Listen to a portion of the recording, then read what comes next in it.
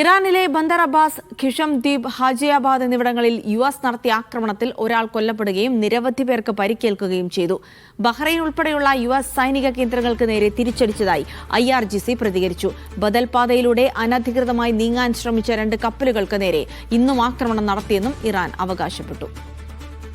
നാസർ വിവരങ്ങൾ നൽകും. നാസർ, ഇന്നിപ്പോൾ GCC രാജ്യങ്ങൾക്ക് നേരെ ഏത് തരത്തിലുള്ള ആക്രമണങ്ങളാണ് ഉണ്ടായത്? ജിൽസി, ഏതാണ്ട് 1.5 മണിക്കൂറിലേറെ നേരമാണ് അമേരിക്കയുടെ ഇന്നത്തെ ഇറാൻ ആക്രമണം നീണ്ടുനിന്നത്. അല്പം മുമ്പാണ് ആക്രമണം സമാപിച്ചതായി US സെൻട്രൽ കമാൻഡ് അറിയിച്ചിരിക്കുന്നത്. നിരീക്ഷണ കേന്ദ്രങ്ങളും മറ്റ് ടവറുകളും അതോടൊപ്പം തന്നെ ഡ്രോൺ, മിസൈൽ സംഭരണ കേന്ദ്രങ്ങളുമായിരുന്നു പ്രധാനമായും ലക്ഷ്യമിട്ടതെന്നാണ് US സെൻട്രൽ കമാൻഡ് വ്യക്തമാക്കുന്നത്.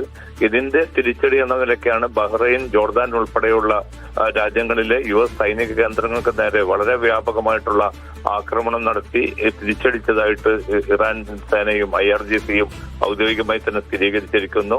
അതോടൊപ്പം തന്നെ ഇന്ന് ആദ്യമായിട്ട് സൂയിസൈഡ് ഡ്രോണുകളും സൂയിസൈഡ് ഡ്രോൺ ബോട്ടുകളും ഇറാനെതിരായിട്ടുള്ള ആക്രമണത്തിന് ഉപയോഗിച്ചതായിട്ടാണ് US സെൻട്രൽ കമാൻഡ് വ്യക്തമാക്കുന്നത്. അതോടൊപ്പം തന്നെ 2 കപ്പലുകൾക്ക് നേരെ ഇറാന്റെ ഭാഗത്തു നിന്ന് ഇന്ന് ആക്രമണം ഉണ്ടായി.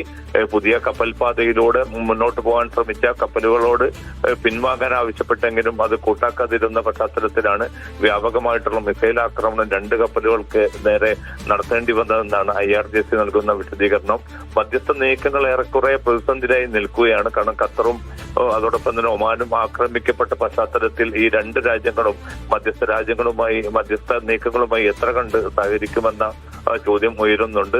പാകിസ്ഥാൻ പ്രതീക്ഷ പ്രകടിപ്പിക്കുന്നുണ്ട്, ചില ആശയവിനിമയങ്ങൾ ആരംഭിച്ചിട്ടുണ്ട് എന്ന്. പക്ഷേ പ്രായോഗിക തലത്തിൽ ആക്രമണം കൂടുതൽ രൂക്ഷമാകുന്നതിന്റെ തെളിവുകളാണ് ഇപ്പോൾ ഹോർമസ് മേഖലയിൽ നിന്നും പുറത്തു വരുന്നത്. ജിൽസി, ശരി.